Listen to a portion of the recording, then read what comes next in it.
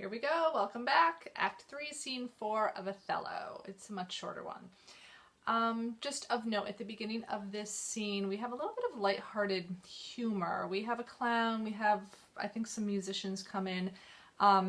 They would have been considered kind of like the lower class minor characters that were there to bring a little bit of levity and lightheartedness to the play, because we've just witnessed a really, really serious scene. Othello wants to kill his wife, Othello wants to kill Cassio, Othello and Iago have kind of, pledged their loyalty to one another, and we as the audience feel pretty overwhelmed with all of this. So now it's going to be kind of a silly banter, plays on words a little bit, kind of jokesy humor for the first few lines of the scene. That's really all that's happening here. Cyprus, before the castle. Enter Desdemona, Emilia, and Clown. Do you know, Sirrah, where Lieutenant Cassio lies? I dare not say he lies anywhere. Why, man? He's a soldier, and for one to say a soldier lies is stabbing. Go to... where lodges he? To tell you where he lodges is to tell you where I lie. Can anything be made of this? I know not where he lodges, and for me to devise a lodging and say he lies here or he lies there were to lie in mine own throat. Can you inquire him out and be edified by report? I will catechize the world for him. That is, make questions and by them answer. Seek him, bid him come hither. Tell him I have moved my lord on his behalf, and hope all will be well. To do this is within the compass of man's wit, and therefore I will attempt the doing it. Exit. Where should I lose that handkerchief, Emilia? I know not, madam. Believe me, I had rather have lost my purse full of cruzados, and but my noble Moor is true of mind, and made of no such baseness as jealous creatures are. It were enough to put him to ill thinking. Is he not jealous? Who? He? I think the son where he was born drew all such humours from him. So, of course, more dramatic irony, right? Desdemona says, "Where's my handkerchief?" And Emilia lies and says, "I don't know." And Desdemona says, well, it's basically a good thing that Othello is not jealous, because otherwise he might really wonder what had happened to it. And of course we know that jealousy is the green-eyed monster that Iago has been talking all about in the previous scene. Look where he comes. I will not leave him now till Cassio be called to him. Enter Othello. How is't with you, my lord? Well, my good lady. Aside.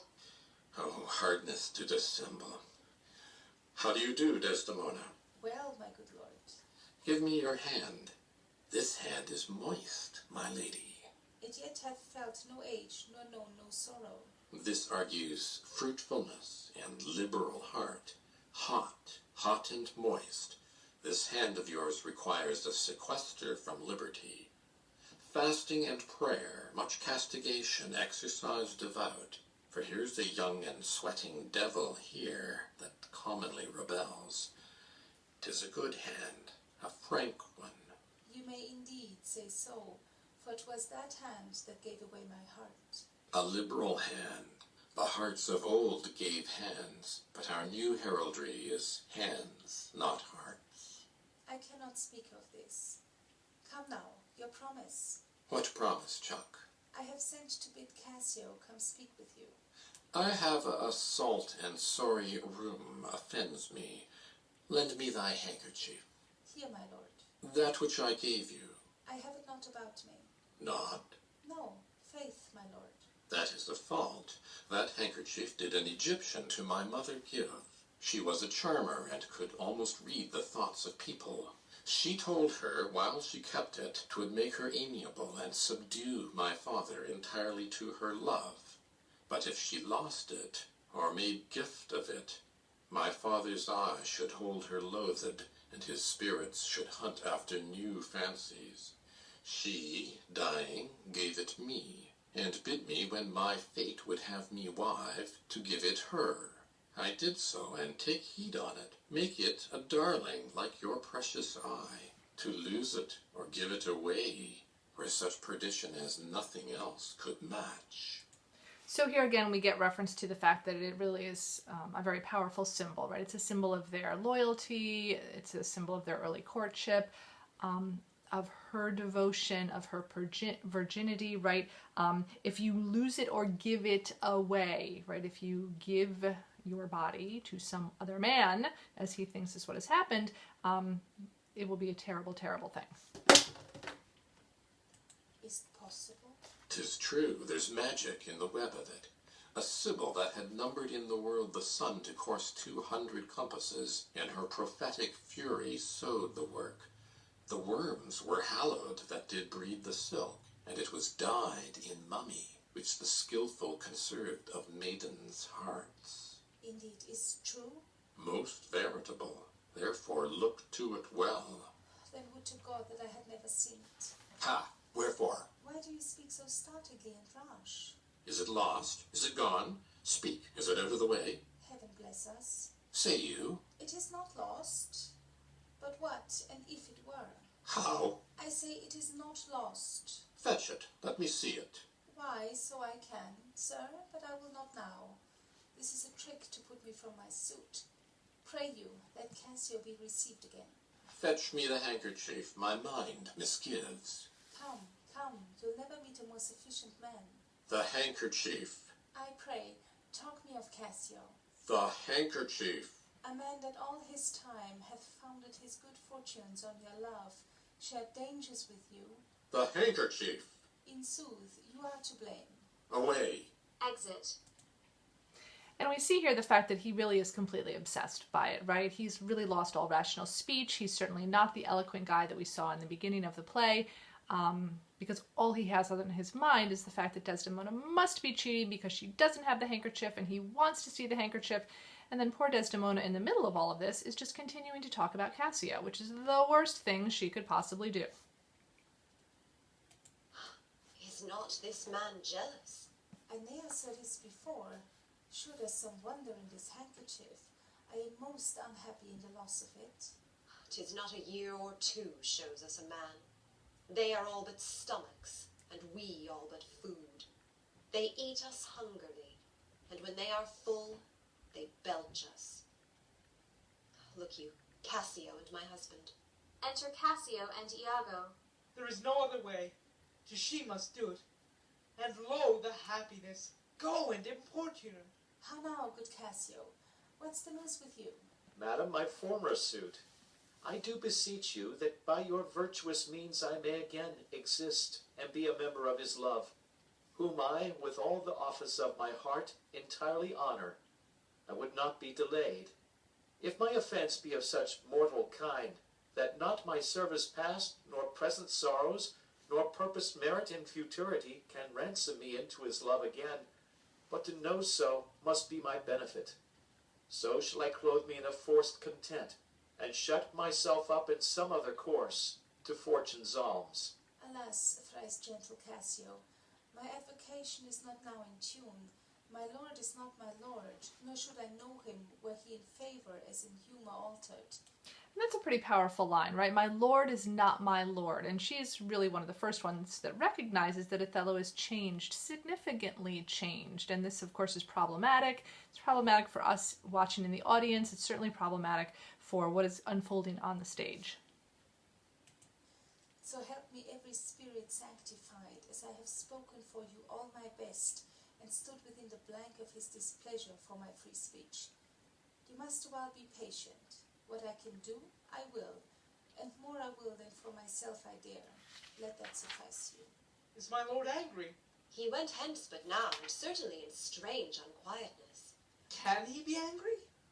I have seen the cannon when it hath blown his ranks into the air, and like the devil from his very arm puffed his own brother. And can he be angry? Something of moment, then. I will go to meet him. There is matter in it, indeed, if he be angry. I prithee, do so. Exit Iago. Something sure of state, either from Venice or some unhatched practice made demonstrable here in Cyprus to him, hath puddled his clear spirit, and in such cases men's natures wrangle with inferior things, though great ones are their object. 'Tis even so, for let our finger ache, and it indues our other healthful members even to that sense of pain. Nay, we must think men are not gods, nor of them look for such observancy as fits the bridal. Beshrew me much, Emilia, I was, unhandsome warrior as I am, arraigning his unkindness with my soul. But now I find I had suborned the witness, and he's indicted falsely. Pray heaven it be state matters as you think, and no conception nor no jealous toy concerning you. Alas the day, I never gave him cause. But jealous souls will not be answered so. They are not ever jealous for the cause, but jealous for they are jealous. 'Tis a monster begot upon itself, born on itself. Emilia's a pretty interesting character. She doesn't have a whole lot of lines, although she speaks a lot more in the second half of the play than she does in the first half of the play. And this is a pretty astute comment right here, right? But jealous souls will not be answered so. They are not ever jealous for the cause, but simply jealous because they're jealous. That's probably something that we can even understand right now, right? Again, Shakespeare's really writing about human nature. People are jealous and sometimes there's no reason, or it's a very overblown reason. It is a monster, right? It's the green-eyed monster. It's really a terrible thing that can overtake a person. Heaven keep that monster from Othello's mind. Lady, amen. I will go seek him. Cassio, walk hereabout. If I do find him fit, I'll move your suit, and seek to effect it to my uttermost. I humbly thank your ladyship. Exeunt Desdemona and Emilia. Enter Bianca. So Bianca we haven't seen yet. Bianca is a courtesan, an escort, probably a high-class prostitute who would have been hired and makes her money from sleeping with the soldiers. So that's kind of her role. She is another female character in the play. She's definitely a lower-class citizen, but she and Cassio kind of have a little interaction here. Save you, friend Cassio. What make you from home? How is it with you, my most fair Bianca? In faith, sweet love, I was coming to your house. And I was going to your lodging, Cassio. What? Keep a week away? 7 days and nights? 8 hours? And lovers' absent hours, more tedious than the dial 8 times? Oh, weary reckoning. Pardon me, Bianca. I have this while with leaden thoughts been pressed, but I shall in a more continuate time strike off this score of absence. Sweet Bianca, Giving her Desdemona's handkerchief. take me this work out. So when they talk about taking the work out of a handkerchief, it usually means copying the work. Can you make me a copy of this handkerchief? I'm not really sure why Cassio would ask Bianca that. I think it's more likely that he's just giving it to her as a token, but you're going to see in a minute that Bianca doesn't like being given something that obviously belonged to another woman. And it's just one other time that jealousy is present in this play. So many characters are jealous. I mean, Shakespeare really wanted to kind of hammer the point home that it affects so many people in so many different ways. Oh, Cassio, whence came this? This is some token from a newer friend. To the felt absence now I feel the cause. Is it come to this? Well, well. Go to, woman. Throw your vile guesses in the devil's teeth from whence you have them. You are jealous now that this is from some mistress, some remembrance. No, in good troth, Bianca. Why, whose is it? I know not neither. I found it in my chamber. I like the work well. Ere it be demanded, as like enough it will, I'd have it copied. Take it, and do it, and leave me for this time. Leave you? Wherefore? I do attend here on the general, and think it no addition, nor my wish to have him see me womaned. Why, I pray you? Not that I love you not. But that you do not love me. I pray you, bring me on the way a little, and safe I shall see you soon at night. 'Tis but a little way that I can bring you, for I attend here, but I'll see you soon. 'Tis very good. I must be circumstanced. Exeunt. That's the end of Act 3. So a lot has definitely happened. A lot has changed. It's important for you to kind of understand which characters have changed, how they've changed, why they've changed. It's a really pivotal act. We have 2 acts left. I will see you back here with Act 4 another day. Stay safe, stay healthy, wash your hands 6 feet apart, and try to survive the quarantine.